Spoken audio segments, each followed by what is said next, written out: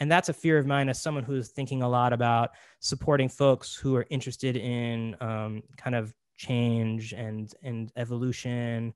Again, not throwing things out, not abandoning, but thinking about how things might change. I think it's, especially with all the fatigue, once we can get back to things, there's that fear of like, we might lose this moment and this opportunity to think expansively about what music learning and teaching can be. So I know that's more of like a post-COVID thing, but there is that fear in my mind that, we'll lose that, what the coulds and the possibles and the expansiveness. Welcome to The Choir Baton, a podcast designed to engage with people in stories, ideas, and inspirations stemming from choir. No other art form, no sport, no hobby, no business requires a group of people to execute a communal goal with just their voices. Join me, your host, Beth Philemon, as I interview guests who are singers, teacher conductors, instrumentalists, and community members. Together, we'll ask questions, seek understanding, and share insight from our experiences in life and in choir. Choir Baton listeners, I am so excited to have Dr. Evan Tobias with us today. Welcome. Thanks so much for having me. It's a real pleasure. Absolutely. So we got connected in kind of a dual story, and we literally just jumped on here and I said hello, like had maybe 3 minutes of just chatting. And then I was like, let's just go. And thanks for being a good sport and just going with me. Yeah. So I have kind of known your name, I think, a little bit for a couple of reasons. One, you're an Arizonian, and I am kind of an Arizonian through Northern Arizona, but you're at that other school in the Valley. Where at now? Arizona State University. And what program do you oversee at ASU? I am part of the music learning and teaching faculty, and we all work on it very collaboratively. And I teach mostly classes that are looking at expanding what goes on in music learning and teaching. So the undergrad class I pretty much always teach is called Art of Teaching Contemporary Musicians, what some folks might call like secondary general music methods. And then I teach a lot of different grad classes ranging from project-based learning to curricular inquiry. So it runs the gamut. Qualitative research is coming up next semester, and then some summer courses. But yeah, we work as a team, and we switched our name to Music Learning and Teaching recently. We were Music Education for a really long time. And part of that was because we saw that a lot of students coming through the program were going out into different pathways. So the majority of students who come through the program go to K-12 or higher ed. But we were seeing folks go to nonprofit organizations or starting entrepreneurial ventures, or there's one of our doc students is at a computer science professional development company. And we were also seeing people coming in from other kinds of backgrounds too, like teaching artists coming in. So we were thinking very expansively about music learning and teaching, and thought a name change fit the sort of way we were thinking about the field. And so we made that change.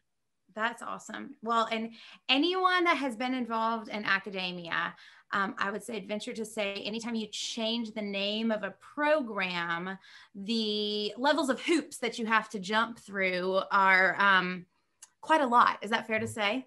Yes. So if you're out there listening and going, that's a great idea, chances are if you're in academia, the hoops to jump, but that is no small feat in and of itself. Sure. And I think, and the nice thing about it is it gives you a chance to think really deeply about what you're doing. You don't just quickly pivot. It's let's plan, let's think, let's have conversations, and then you kind of make these changes. And I can't imagine, we music communities are really not known for our adaptability at times and our passion for innovation or changing the status quo. So I can only imagine there were some interesting conversations had during that transition as well. I would say they were actually really productive, generative conversations. And I think one of the things about our ethic is thinking about pivoting and flexibility and change. So I think it's sort of in our blood. Years ago, we did a whole revamp of our undergrad curriculum. We detracked, we used to have the band track, choir track, general music track. We detracked. We created a whole bunch of new classes. So we've always been thinking about, where's the field going? What should we be doing? So it's kind of like those conversations happen, and we have great colleagues across the school. So all conversations are good conversations. Ooh, I like that. I agree. What was your path to music growing up? Yeah, so I had my parents were really musical, although we were never professional musicians. So my dad always played the guitar. My mom always played the piano. We had like music nights. And they really supported everything I was doing musically. So I went through like this, the trajectory that a lot of folks go through, where like, middle school started band, high school, I was in kind of like all the things that I could be in. I went through a phase where I was like really into marching band and drum corps. I was doing all of that. And then I think it was probably around my junior year in high school where I decided I think I want to go into music education. And then ever since then, my trajectory has kind of continued to be that. I went to undergrad music ed, got master's, PhD, and then found myself eventually teaching higher ed. So I taught in New York for 7 years doing general music and instrumental music.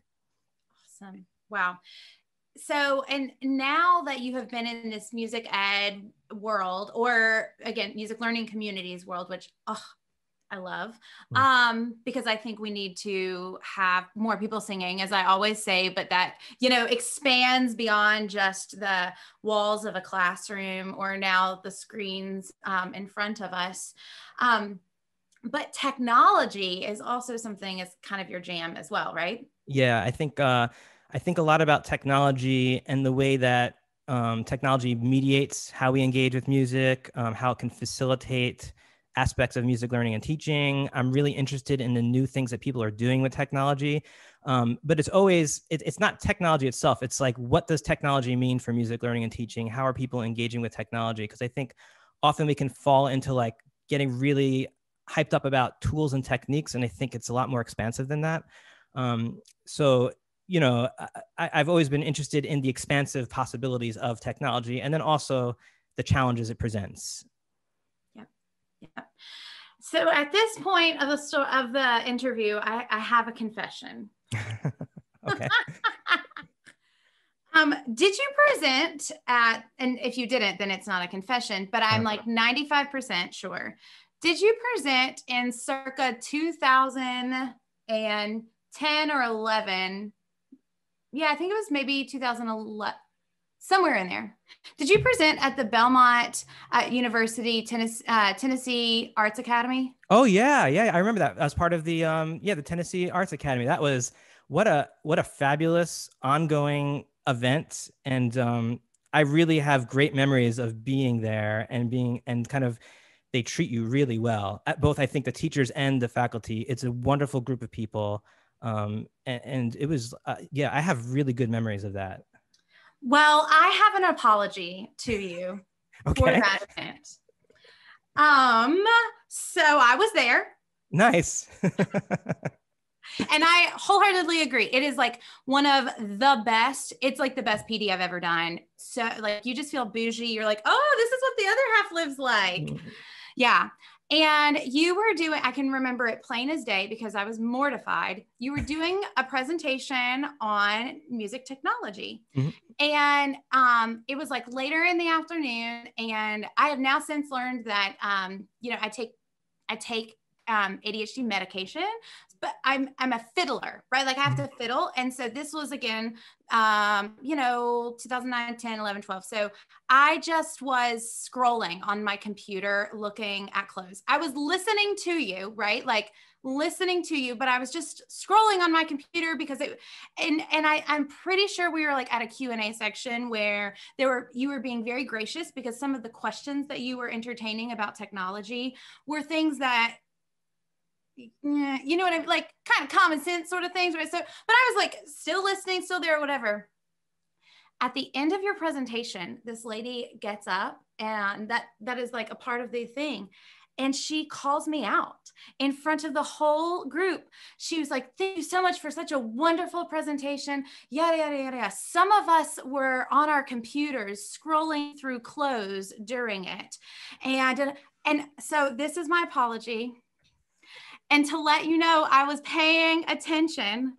And this that's so funny. Bothered me for 10 plus years or however long. I promise I was. I just was like, sometimes when you do something else to focus on what you're listening on.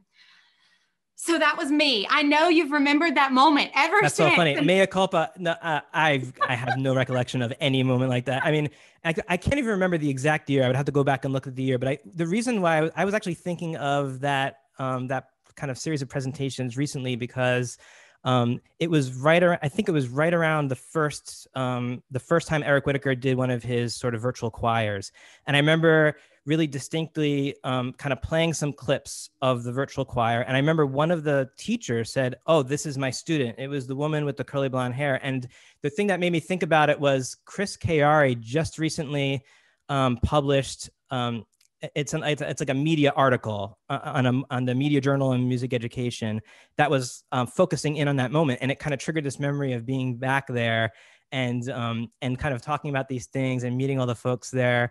So yeah, hey, we've all been in presentations or at things where we're doing multiple things and paying attention at the same time. So no worries. Well, thank you.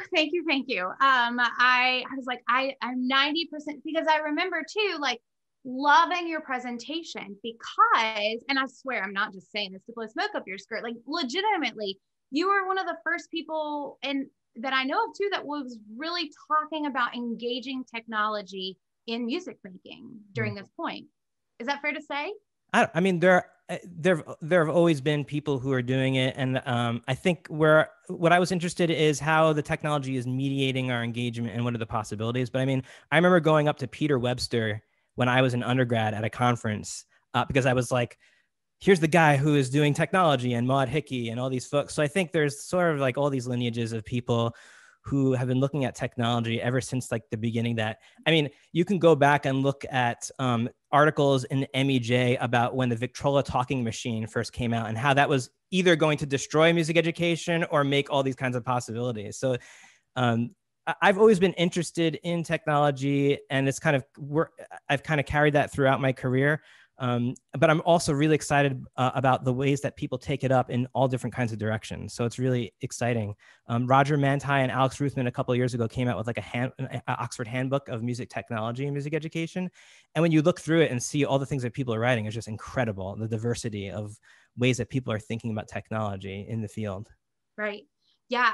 What are some of the ways that you have seen that like are unexpected to you in ways in which people are utilizing quote unquote, like modern day technology in music education? I think there are some people who are going really deep into it and creating entire classes around music technology, where there are students performing through technology, where they are, creating mashups and beat making and writing music all through technology in ways that kind of parallel really closely what's going on in the music industry. And then you also see people in ensembles using technology in really creative ways, whether it's right now through the pandemic in ways to engage students and kind of keep the lines of communication open, continue supporting community, allow musicking to happen, or people who are, prior to the pandemic, using technology in ways that expand what goes on in ensemble. I think of Nathan Johnston, who's he teaches instrumental ensembles in Arizona. And for a while, he was trying out things like opening up an app on an iPad to have a beat going on while they're doing warm-ups, just to kind of increase the types of engagement that are going on, or people recording parts for either assessment or for students to reflect on what they're doing. So I think people use technology in really interesting ways. There's entire Facebook groups around the different ways that people use technology in music ed. And I think, music teachers are creative folks who, when a resource is available, they find ways to use it in creative ways and to support students. And students, I think, bring technology to school. And when there's that space where they feel like, oh, I can kind of bring in my thing and see what happens here, they often can share with teachers who might not know the things that are going on, new and interesting ways to use technology. So I think it's really exciting to see all the possibilities of it as the field keeps moving forward and evolving. Absolutely. And you mentioned this earlier too, that it's like a hard dichotomy at times, right? From classrooms that are just completely immersed in utilizing, like, I use technology with air quotes again, because I mean, one could argue like piano, acoustic piano is a new inventive way of technology, right. etc. versus the other classrooms that have been primarily not utilizing technology and are wanting to step their toe in, or sometimes are stepping their toe in, but it's that hard balance of how much is too much and how much is not enough, right? Yeah, and I think there's a continuum. I mean, and I think it's interesting that the field has traditionally kept things separate and has thought of curricular structures and program structures in sort of compartmentalized ways, right? There's a music technology class over here. There's a music theory class over here. There's a instrumental ensemble over here. And I've always been interested in ways of sort of blurring those boundaries and kind of making those like borders porous. And I've always used the term hybrid, not in a like online physical sense, but in a sense of like what happens when you have hybrids of an ensemble with music technology in it. You know, what happens if you put a DJ controller in an ensemble? What kinds of interesting things could happen? And I think we have been seeing those happen, although more traditionally you still have those compartmentalizations. So you could have like real deep use of technology in a music technology class, and maybe a little bit in a class that has not traditionally used ensemble, and then you see a lot of in between moves. And I think the exciting places for me are where the borders and boundaries start to melt, and things start to combine in interesting ways. And I don't think that means getting rid of anything. I think there's always been this sort of dichotomy of like, you're doing it or you're not doing it, or it's either this or it's that, which I don't think is really helpful. So it's always this with that, or yes and I think those healthy ways allow us to continue doing things that we've done and expand in interesting ways. Yeah. Have you found that when people struggle with the silos, if you will, the thing that keeps them from blurring the lines, I love that, and like like the good happens in the messy, right? There's like a million metaphors and examples of that, and this is the perfect instance, I think. Both like talking about music technology in the world we're living in right now, etc. But aside from fear, because I think people fear the unknown, they fear the other side, they fear all of that, what are some other reasons why people don't break those silos? Yeah, I think it's highly contextual. I think in some cases it's expectations, whether it's internal expectations or external expectations. I think in other cases it's access to the time that it takes to learn and to work with. You know, music teachers are always going full steam ahead in every direction, and you know, often don't have time to think, let alone, you know, go to the bathroom or whatever it is. So I think that's some of it. But then I also think there are kind of conceptual issues. I think I'll give you like a story that will seem not related, but it is related. So when I first got to Arizona, we were looking for a house. I was trying to think of like, where do I want to live? And I was thinking about like pools were really present, and everyone was like, get a house with a pool. I didn't really want a pool. I'm originally from New York and I was living in Chicago.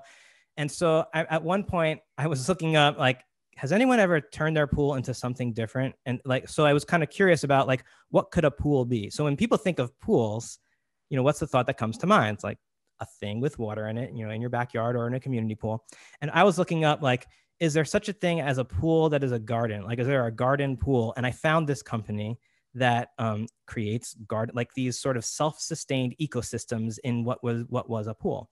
And the connection here for me is that the people who did this saw a pool as another possibility of what a pool could be, even though it has always been a pool, like a thing with water in it. And I think we do this with curricular structures in music education. We see these structures and they have a particular function, and we get really fixed in what that function. And I tie it to this notion of functional fixedness, where the more that you know this thing has a particular function, the more difficult it sometimes is to see that thing in any other kind of way.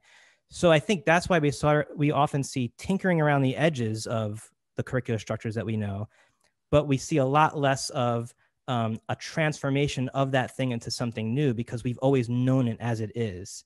And I think of Maxine Greene, who talks about thinking about what could be while also thinking about what is. So I think, yeah, there's this fear. There's also this sort of difficulty that people encounter when they try to envision a thing that they've always known that they're really good at and that students are really good at, that has this deep, you know, rich history, and try to think of it as what else could this be? And I think this is also one of the reasons why when we're trying to like figure out what is like an ensemble in the, in the age of COVID-19, as we kind of shift into online contexts or hybrid contexts, the first thing that a lot of people are doing, rightly so, because we have to like keep it going, is like, how do I do the thing that I've been doing in this new environment?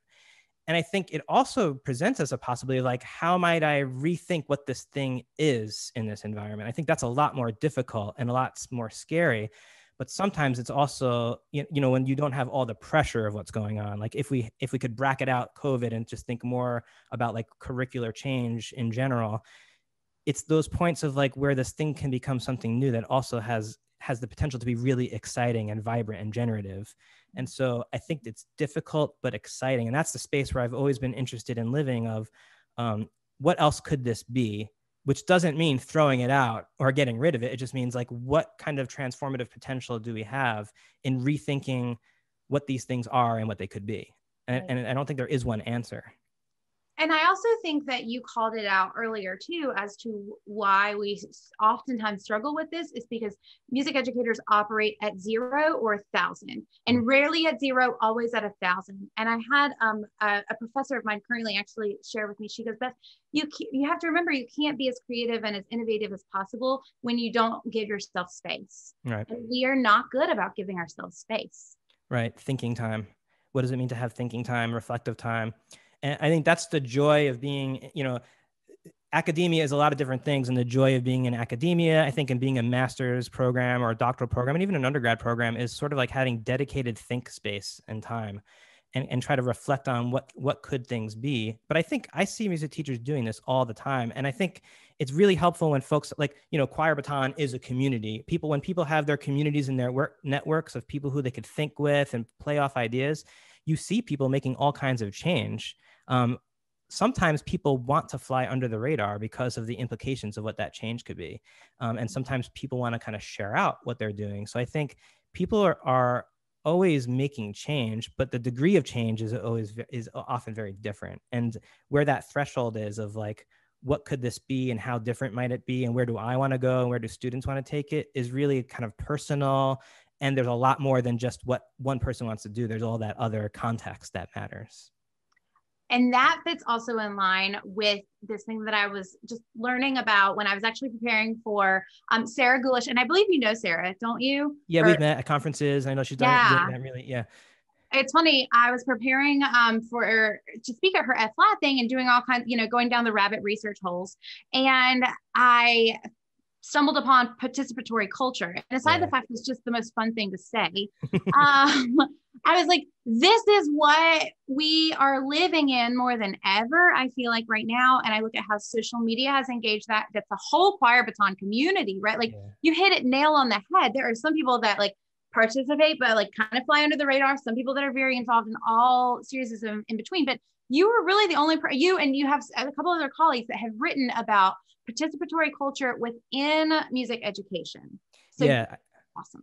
Yeah, I think it's a growing group, small group. I think of like folks like Janice Waldron, Heidi Party, Roger Manti, and then Matt Tebow has done a lot of participatory performance, Chris Chiari, and anyone in the Choir Baton community. If you're interested in like vocal virtual choir, like Chris Chiari has been doing this research for a really long time and has a lot of really interesting writing about it. And Nathan Cruz, who has looked at ukulele communities. And I think so there are people writing about it, and people doing it, which is really awesome.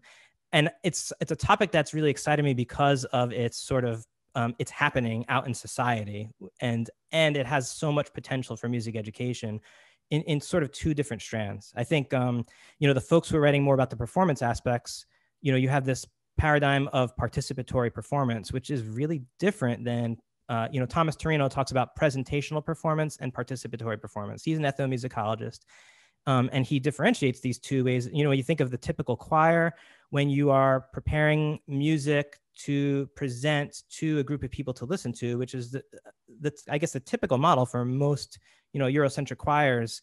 It is a presentational paradigm. That's the paradigm that we find most often in schools. A participatory performance paradigm is quite different, where there is no there's no separation between audience and people performing. Everyone's there to kind of perform or have the potential to perform together in some kind of way. even if they might be dancing and performing, or they might be playing some kind of part. And so I think we see that in music ed. But I've always been drawn to the work of Henry Jenkins in media studies. Not because I'm not interested in participatory performance, but because for me, it really expands the ways that we think about what could happen in music and all the really interesting things that people are doing. And then what does that mean for music learning and teaching? You know, it's so exciting to see what's going on out there. Yeah. So if someone does not know, give us, you know, the rundown, right, of like, what is participatory culture and Henry Jenkins' coinage of that as well? Yeah, so Jenkins was, when you trace his work back to like, where did the roots come from? He was acting before digital media and technology. He was looking at fan culture. Like he was looking at the way that people were writing fan fiction for Star Trek. And then he kind of traces it through into digital media, and then worked with a bunch of colleagues to come up with this sort of concept of participatory culture with media. And a part of it is that it has these low barriers to participation so that anyone can participate. The other thing is that there's no distinction or there's like strong support for creating and sharing creations. And this is where technology really played a role, I think, in kind of spreading things far and wide. And then participatory culture often happens collaboratively. So there's usually this form of mentorship or support among a community, even if it's not happening synchronously. Like it could be like someone does something and then other people comment on it and they're kind of supporting each other and whatnot. And then there's this kind of degree of social connection. The other thing he does is he brings to the table these ways of thinking about what happens to media and how to think around media. So you have these expressions, which are the things that people create. You have the way they're circulated around, the flow of their travel. And then you have the affiliations or the connections between people, and then the collaborative problem solving. So you can kind of end it there and use that to look at things that are going on in society with music and media. But what interested me more than that, or not more than that, but what also interested me was how do you take those concepts and kind of weave them through music learning and teaching to think about like, what are expressions, circulations, affiliations, and creative problem solving in the music learning and teaching context? Or when you look at what people are doing in participatory cultures outside in the world, what would that mean inside a music program or at the borders of music programs and outside music programs? And I think the work of Janice Waldron, for instance, looks at online communities where there's not a teacher or a director. It's sort of more collaborative. There are people who are taking sort of leadership and facilitation roles, but it's not, the power is more dispersed evenly. So that really interested me in terms of like, what could ensembles be if they looked more like participatory culture in society? So yeah, there's so much going on. And Jenkins, in terms of media, I think there are a lot of people who kind of looked at what he was talking about in music education and kind of struggled to think like, well, is that music or is that music education? And I think sometimes it takes sort of like a creative translation to think through what would that mean. That's what I try to do in that 2013 MEJ article, to kind of have people think through like, if you kind of maintained an ensemble working with music to perform for other folks, you can still do really creative things. Like what would happen if you take that piece and have people arrange it, or you create parody versions of it, or you create remixes or mashups, which is kind of like low-hanging fruit versions of participatory culture. But then you can think all the way up to like what's going on now.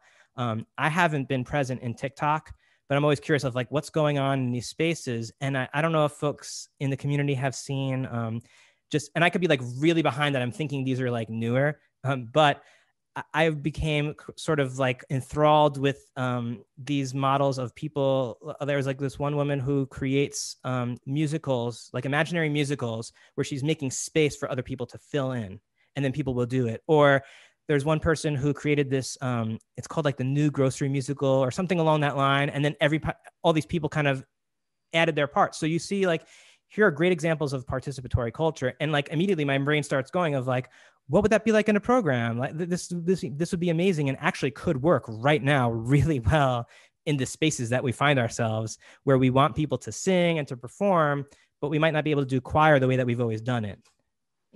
I mean, were you at that was the crux of like my ending of the presentation, was talking about participatory culture. And then I strung together a series of TikToks that demonstrated participatory culture, I promise. But we strung together TikToks and I showed them that. And I think it's so interesting because so many times that we've had people saying like, we can't do choir like this.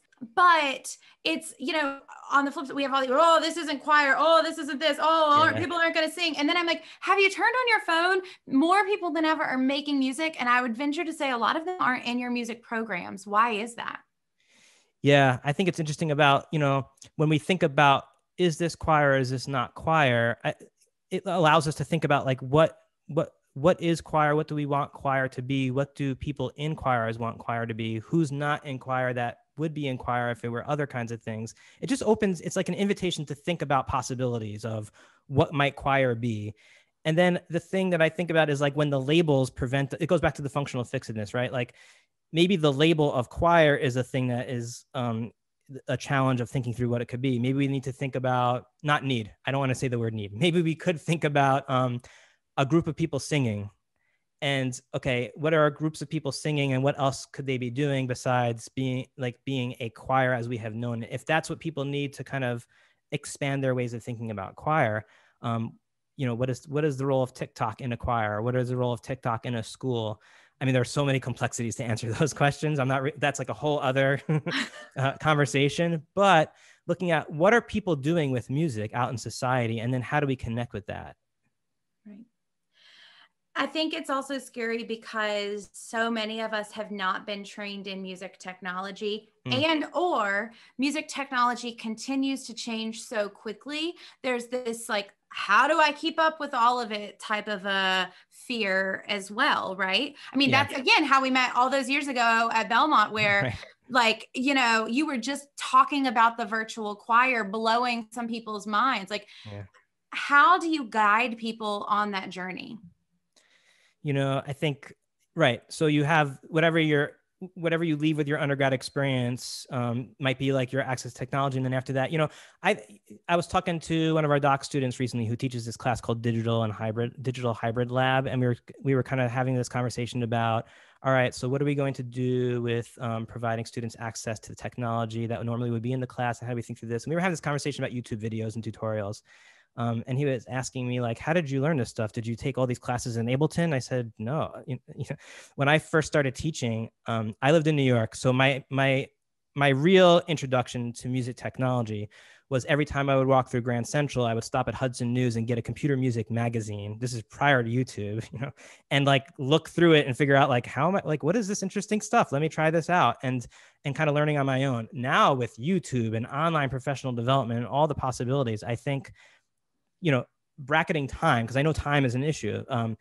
There's so much possibility to learn. And I think to be honest with students of like, here's where I'm at, let's figure this out together. I'm learning this. Maybe some of you know more than I do. Like, let's connect, let's figure this out.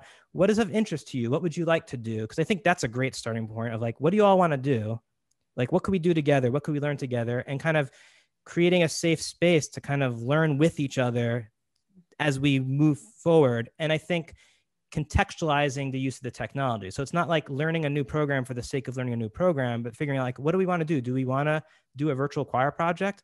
Okay, what does that entail? Let's figure that out. Because I think there's a difference between, and I haven't done a virtual choir project right now during the COVID-19, but I would imagine if you have two different models, there's going to be a difference in the type of engagement with one model where you do it in the way that it probably is most typically done, where everyone's recording their parts and then some person takes all those files and does all that work.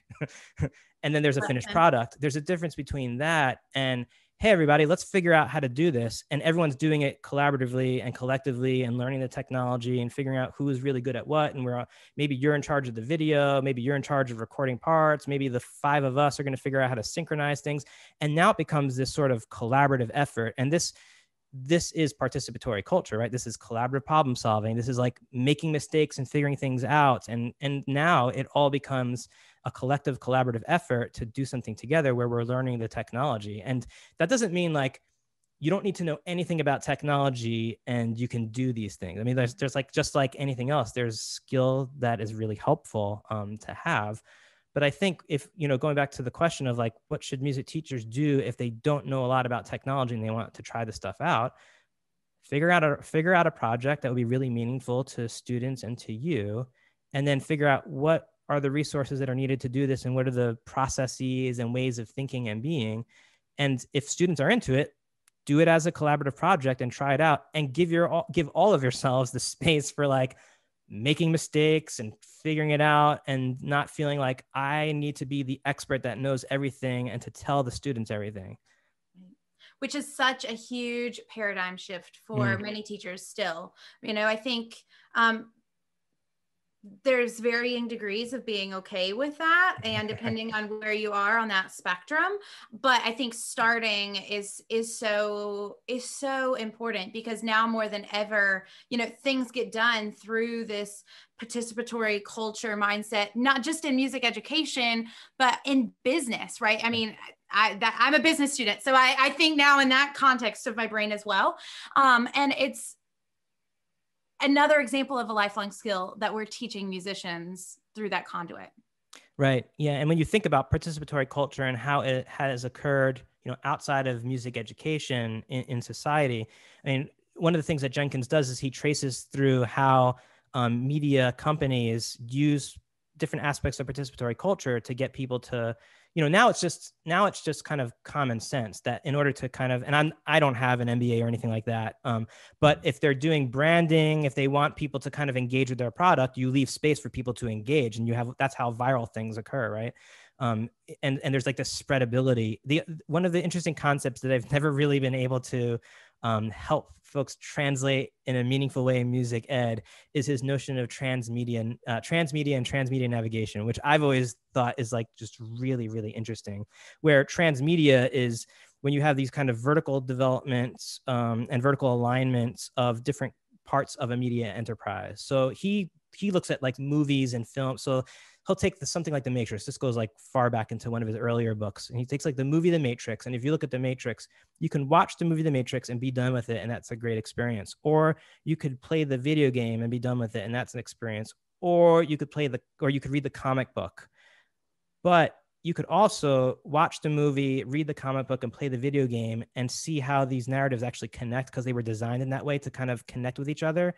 And then people might spin off lots of things in other directions. So I was really interested in this notion of transmedia, where you have all these different platforms where the media is kind of spun out.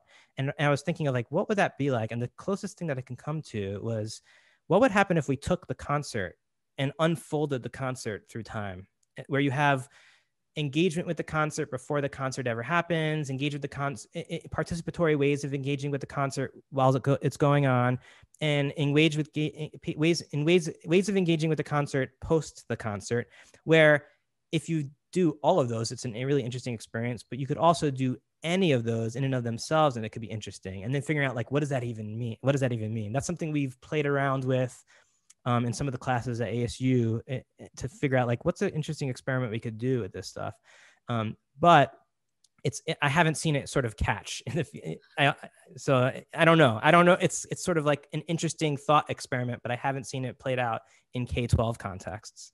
So I love that. And it's so interesting that you say this. If I had been in the classroom another year, what I would have done, and kind of similar a little bit, but I would have picked one set of music. Like, we are singing these 6 songs, and like where we are in October is what our first concert is. And where we are in December is what our next concert is, but it's all on that music. So you get to see the progression. So that's an example, a little bit different, but an example. And I think of regular days, like we have that in a really bad setup, or not bad, but less engaging setup when we do pre-concert talks, right? Like at that point, it's not an opportunity for us to like do something, or when we send an email home after and we say like, do this, or we show a film like of our child's performance. That's it on a very small scale. But I would venture to say that if we were to like take the data and analyze groups that did not engage with even like an informant and then a concert and then a recording of the concert that they post,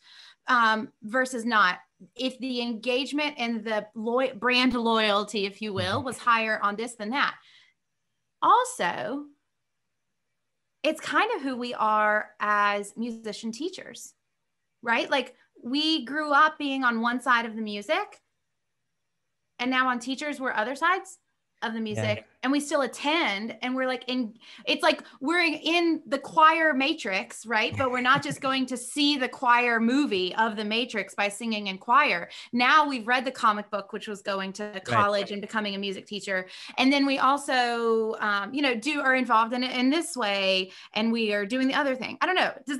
What about that parallel? Yeah, sure. There's the teacher and the students engaging in all those different ways. And then there's also how do we engage community in all these processes? Like the one idea we were playing around with was what happens if you take classical music that's in the public domain, and when the choir is performing it, you have them record stems, right? So with stems being each of the individual parts. And then you release those stems to folks anywhere in the community, in the world, before the concert ever happens. So the idea being that now what are they going to do with that creatively? Is like maybe you host a remix competition or something like that. And the idea behind it is like it gives people a way of engaging in and of itself, but also perhaps as they're engaging with this music that they might never have engaged with, they become really interested in it. And then now they're kind of curious of like, well, what does the actual version of this music sound like that was intended by the composer that's going to be performed by this group? We'll find out when you go to this concert, whether it's live or streamed, and then at that concert, maybe you're sharing some of the remixes that were submitted. And this is not like a far-fetched idea because some orchestras have actually tried this out and done this. We tried it with some music, one of the choirs at ASU for this concert organized around St. Cecilia's Day. And so we took some of the music, we recorded the stems, we sent it out to like the local producing community, and some folks remixed it. Then we, at the concert, we took an Ableton Push, which is this MIDI controller with a bunch of pads on it, and loaded it up with a bunch of the vocal samples and some other things. And it's kind of when it's in the dark, it glows. So it's kind of this interesting thing to look at. So as people were coming into the concert hall, it was actually at a church. So as they were walking into the church, they had to pass by this device with speakers outside of it. And we created this sort of environment where like, as they were coming by, we encouraged them to play with the push. And so they were like live performing samples of vocal recordings of the concert they were about to see. And it was just kind of like, we didn't know what would happen. It was just like a playful experiment. And so I think of interesting things that we could do where, again, it still retains, there's a concert. In this case, people were physically going to it, but there's other stuff that happens along the way and at the concert, which just opens up other kinds of possibilities and, invites people to engage in different ways, which is just interesting. That is fascinating. I think I'm like just picturing what that would be like to walk into that experience. And I think that's the cool thing that technology enables us to do is to not only provide unique aural experiences like that, but to have repeated kinds of experiences. There's also access to, you can pull up choir music. Edith Copley being in Arizona, right? I can't tell you the millions of times I've heard her tell the stories of trekking somewhere to pick up a CD or listen to something, in graduate school, and rightfully so. Similar, there was no YouTube when I was in undergrad. Like that was a completely foreign concept. So the sheer access, I'm looking right now, right? Like I have like my little bitty keyboard here that's attached that I have mine in the back of my computer. Yes. It's amazing. It's just really, really exciting, I think. We've danced around it, but I would be remiss if we didn't like approach it head on. As someone that has consistently engaged in music making through technology, before we started this, we shared a little bit about how you've been doing hybrid and online teaching for a number of years prior to this. What has been some of your, we'll talk not negatively, but what have been some of your biggest fears that would happen as we are all relegated in some form or fashion to teaching music through a screen? Yeah, I think one of them just goes to issues of access, which even prior to COVID, not everyone has access to the same resources. We know this about our society. Like schools are not equally funded. Families do not have equal access. So I think my biggest fear was just when we move to an online forms of engagement, who has access and who doesn't have access. It's a core issue of equity that our society has not yet addressed. So we have to figure that out. And Jenkins also talks about the participation gap in when we're talking about participatory culture. So I think people not having access is kind of looming in my mind, because I don't see anytime soon, whether it's local government, federal government, or society, addressing those core equity issues that need to be addressed. And I think there's demand for it and there's a need for it. So that's kind of like a big fear, is issues of access. Another one might be, how do we retain a sense of community and social connectedness? Because everyone's talking about Zoom fatigue and not being able to go through another 6 to 8 hours of being online. So, what does that mean? Why is that happening? I think we need to do a deep dive when we have more time, like when we can have a pause moment to figure out what are young people experiencing as they are online in these classes. And when people are saying like, this is not a good experience, what about it is not a good experience, and try to figure out, because I don't think we have all of that. We don't have all that information yet. And kind of really thinking through, what does that mean? Because I think when this is all over, I've been kind of challenging people who are kind of saying we're going to go back to normal for a couple of reasons. One, I'm not sure that normal ever was, normal was problematic for a lot of people. So I think going back to normal, I'm not sure that ever will happen, and maybe it doesn't need to happen. I'm not saying we shouldn't go back to, that doesn't mean we shouldn't go back to in physical engagement, but the notion of normal needs to be kind of thought through. And I also think that once kind of we're past the immediate situation, I don't know that online and hybrid learning is going away for a lot of reasons. So I think about Arizona is a state where a lot of people, like, school choice is sort of a conversation ongoing in Arizona. It sometimes it means young people going to private schools or charter schools, but they're able to, if their families want them to, go to different kinds of schools given certain kinds of criteria and issues. And one of the things that needs to happen is someone needs to be able to get that student to the school, or the student needs to get to the school.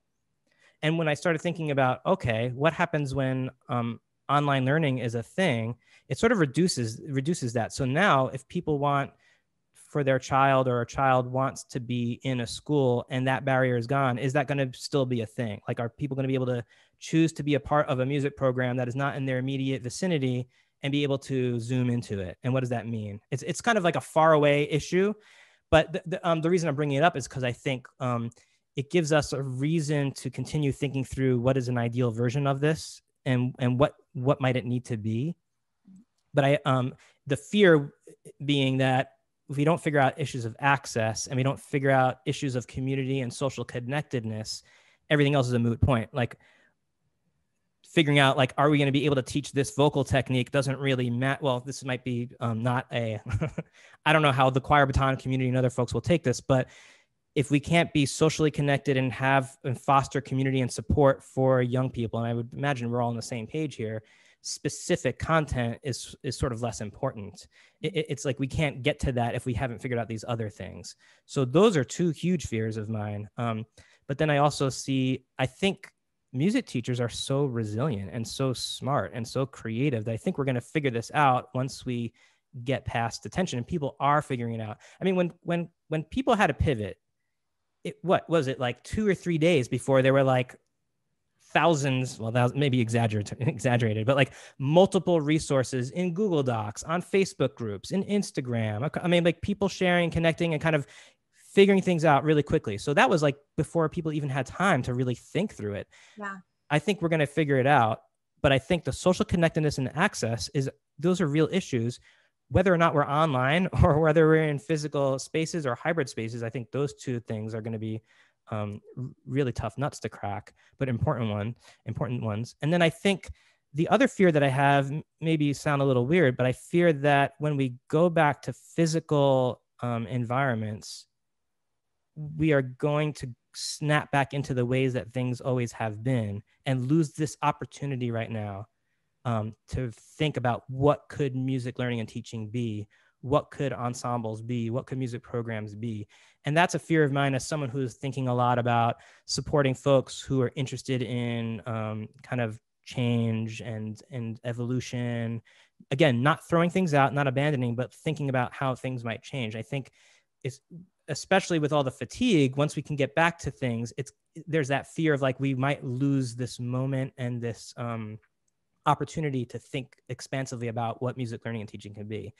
So I know that's more of like a post-COVID thing, but there is that fear in my mind that, we'll lose that, what the coulds and the possibles and the expansiveness. Absolutely. Absolutely. Because I do think, and that's the perfect segue into the opposite of what is so good that has come out of this. And I think there is so much good. And I fear that too. We're going to lose some of this, not even accounting for the things we haven't figured out yet that we're still mulling on, and the possibilities that could be by, balancing the before air quotes and after air quotes. But there is so much good. What are some of the really cool, good things that you have seen come from this experience?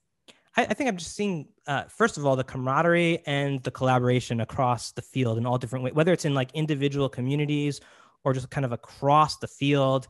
It's not surprising, but it feels really good to see it happen. I think that's really positive. It strengthens all of our programs. It strengthens the field. It's supportive, it's supporting young people. So I think that first and foremost is huge. I think the other interesting thing is this all was happening at the same time as Black Lives Matter and equity issues that have always been there, but like really being surfaced in an explicit and expansive manner.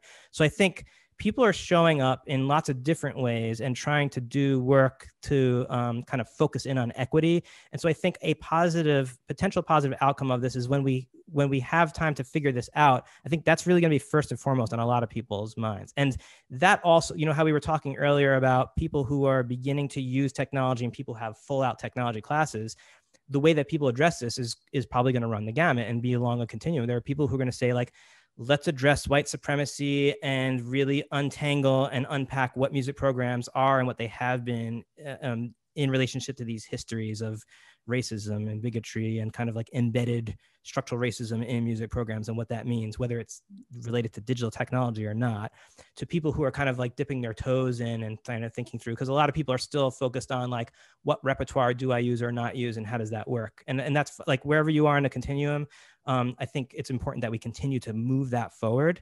But I think that like equity is going to be a thing that we're continuing to work through. And I think it's positive that we're going to keep moving that forward. And then I think it's also positive to see a lot of people use this as a moment to think about what else their music programs could be. And, whether it means that now we're starting to see composition occur in ensemble settings where maybe it didn't before. And hopefully that will continue as people go back. We're seeing the virtual choir that have been popping up. I think we were seeing that before, but it kind of expanded. I don't know if people will continue to do that when it's over. It'll be interesting.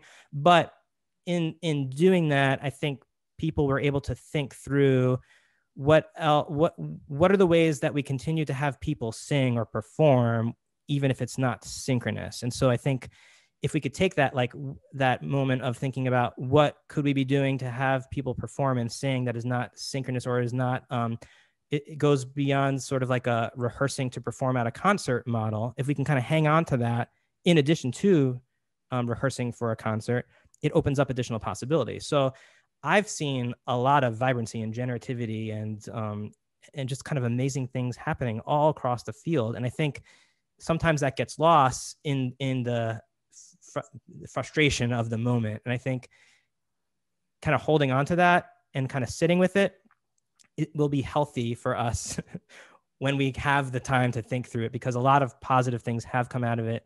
And that's all due to the amazing music teachers and communities and students that have come together to kind of make the best out of a not so great situation. Yeah, absolutely. And I'm so glad that you brought up the conversation around equity in regards to technology, but then also the social justice movement we've had this summer in terms of Black Lives Matter. And, we're two white people here sitting across from each other talking about this. And this is something I'm consciously trying to be more aware of, is having conversations with my white colleagues, right? Like everyone is talking to our Black colleagues about Black Lives Matter, but how can we as white people be allies? And so thank you for bringing that up. And then to jump onto that, how have you found it to be important and to, just continue to embrace supporting that for your students community? Because I think it's something that we need to talk more about. Well, I think everyone needs to do the work, and everyone needs to work at this ongoing forever. Like it's never going to stop.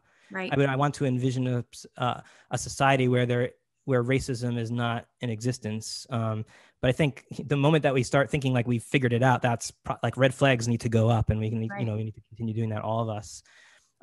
I think having conversations, doing all the work that includes reading, self-critique, self-reflection, figuring out who our people are that we can have frank conversations with, not like getting used to the idea that, when you do this work, I don't think of myself as an expert in this kind of work in any kind of way. I'm doing all the personal work that other folks are doing, but like knowing that you're not going to get it right 100% of the time, or even maybe 80% or 75% of the time, and then not using that as an excuse to being like throwing your hands up in the air and saying like, I can't do this, it's too tough, to kind of keep working through, and thinking about what are the things we need to do to be supportive to everyone, to our communities, to to support the students and colleagues of color who are kind of suffering have been suffering, and kind of working together to think through these issues really deeply and kind of do work locally in kind of real and tangible ways that is not harmful, and kind of thinking through like what could be harmful in the things that we're doing. I mean, I know that we're having these conversations all across ASU, through the Herberger Institute, through the School of Music, Dance, and Theater, within our music learning and teaching program. We're having conversations I'm the director of the Cax Herberger Center for Children in the Arts, and we're having conversations around like, what are the ways that we want to think through equity? What are the kinds of things that we might want to do? How might we do those in ways that are not harmful? Who are the folks that we need to speak with? And kind of like working through these at all the different layers and levels to kind of make sure that we're moving the ball forward, but in moving the ball forward, doing it in a way that's not harmful, which could be tough and tricky. We'll get it wrong, right? Like you said it, we're going to make mistakes. We'll get things wrong. You mentioned, doing the work, and I agree. It's so important. What has been something that has been meaningful for you, whether it's like a book or a talk or something that has been powerful for you? If someone is, I always try to start, from ground zero. If someone is just listening to this and going, oh, yes, okay, that resonated with him. Do you have any recommendations? Yeah, I mean, I think what's been most important to me is having conversations with folks. But I mean, like in terms of books that I have been reading, the one that has most powerful to me is Me and White Supremacy by Layla Saad. That kind of takes you through, it's a workbook. And I think that has been really helpful, and also listening to her speak as well. And I think that because it's not, in that case, you're being encouraged to journal and to think through the issues and to work through it and to confront your own racism and to kind of acknowledge and to sit with and to work through in a way that some books might not kind of take you to task to do that kind of thing. So I would recommend that to everyone. That's a task of participatory culture, right? In a sense, like a workbook, like you were physically working through it, reading and then acting upon, right? Yeah, I mean, participating, right? You can't, right? Reading without acting is kind of not well. when you are reading, you are participating and Right. you're engaging with the text. But I think, trying to do more. And then I think, finding the various communities available in music education. There's on Facebook, there's a Decolonizing the Music Classroom Facebook group. There are different kinds of networks and communities of folks who are working through these issues, where you could find your community and you can kind of connect with folks to kind of work through. But I think doing the work and kind of thinking through your own baggage is really important before launching into an initiative, I would say. Mm-hmm. It's interesting. One of the most recent things I went to was a talk, and his name is escaping me, but he works in Vanderbilt in their School of Theology, and talking about the roots of racism within the church in the South, especially. And that was a new thing that I've personally confronted, that it just reminds you how embedded this is in our culture and how important it is for us to acknowledge that and actively seek ways to learn and understand, to be better advocates. Yeah. I think like when going back to some of the connecting this to some of the ways of thinking about participatory culture, it's, I think, thinking through what are our programs and what are the histories and the cultures and the musics that they're based upon, and kind of, as we're working through issues of equity, thinking through how does that become tangible in our programs? What does that mean? And I think, a lot of people are focusing a lot on literature. What is the literature that I can include, which is good. But I think also thinking about how does structural racism, for instance, show up in the curricular structures that we have, or what would it mean to expand in interesting and new ways that address issues of equity in our programs? And so I think participatory culture could be a piece of that. And then in combination with other things, kind of loosening up what has been to make it something different in relationship to issues of equity, issues of racism, issues of white supremacy, issues of what repertoire does or does not get included, but also what are we doing? How are we engaging? I think about, it's not specific to race, but I think of Patty O'Toole years ago had this article, I Sing in a Choir but Have No Voice.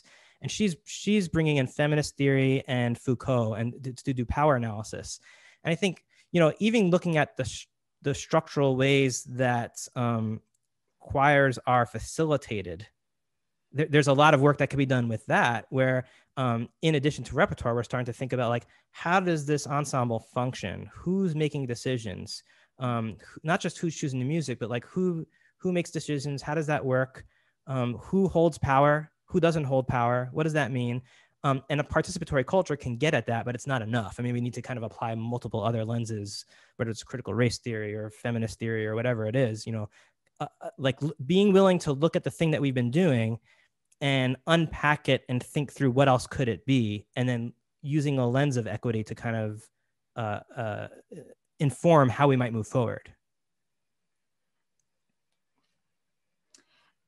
The top of your website has this quote that I love that I think has summed up everything that you have embodied in this episode. And so it clearly embodies, your ethos as not only a professor, researcher, musician, but just person as well. And at times of rapid change, even open-minded music educators can feel stuck or seek guidance for adjusting the status quo. I help people imagine possibilities for music learning and teaching so they can update, expand, or transform music programs to better support young people and make a positive impact in the world.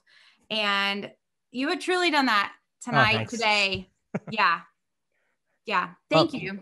Well, thank you. I mean, great conversation. And, I love chatting about this stuff, and really interested to hear or see what folks do, not just with any of these ideas, but just around those issues of the possibilities of what choir could be and what music programs could be. So thanks so much for the opportunity. Absolutely. If people want to get in touch with you, we'll leave your email address in Sure. in the bio as well. And then, it'd be remiss. We only touched on a smattering of your teaching a little bit at ASU, but would you tell us just briefly the program there in case people are interested in learning more about that? And I know you have a couple other initiatives as well. If you want to share any or all of them with Oh, sure. listeners. So I'm in the music learning and teaching program at Arizona State University, an undergrad, master's, PhD. And yeah, I mean, it's a program that it's forward thinking, it's creative, but most importantly, it's a strong community among all the folks in there. And it's about supporting people to be the kinds of music teachers or other forms of music facilitation that they might want to do, to help them be, to strengthen their becoming of that. So it's not the kind of place where you lock in and you become like a specific thing.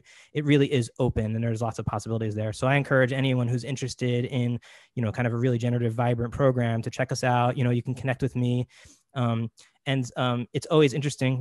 We have new projects happening. I'm working on a project right now with Save the Music Foundation called the J. Dillon Music Tech Grant Initiative. And that's been a lot of fun connecting with folks across the country to kind of update the kinds of things they're doing in their program. But even if someone's not part of that program, I'm always interested in hearing how people are thinking about change and thinking about where they want to go next. So yeah, definitely, send me an email or hit me up on Twitter. I'm not super present on Instagram, but I have an account there. But yeah, it's etobias_music ed, or you can just go to evantobias.net and kind of, connect with me there. But I just love hearing about the interesting things that people are doing. Awesome.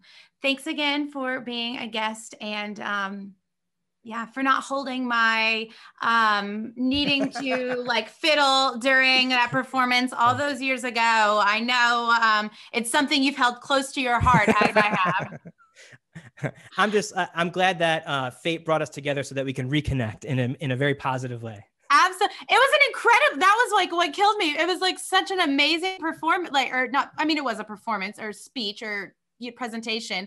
And I was mortified. I was like, if he heard that, he's going to think that I didn't love it. And I loved it. I literally have remembered your name ever since that. That's so funny. that presentation since. But, be open to possibilities. People, you think people are paying attention or not paying attention, and they can be. Right. Nice. Awesome. Thank you so much. Thanks a lot.